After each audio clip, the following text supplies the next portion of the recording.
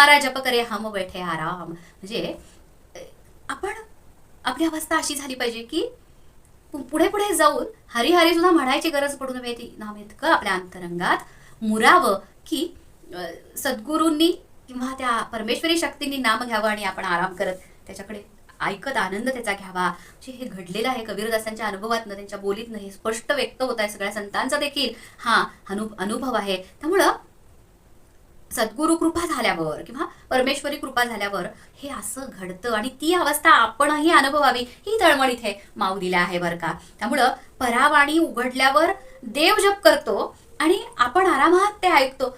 नुसतं इमॅजिन करून बघा काय परिस्थिती असेल. त्याच्यासाठी कष्ट कोणाला केले पाहिजेत? आपल्यालाच केले पाहिजेत. आजवर एवढ्या अभंगातनं माऊलींनी तळमळून हेच सांगितलेलं आहे की तुम्ही काहीही व्यर्थ धडपड खटपट करू नका, फक्त मनापासून हरिमुखे म्हणा. त्यामुळे आता आहे आपलं कर्तव्य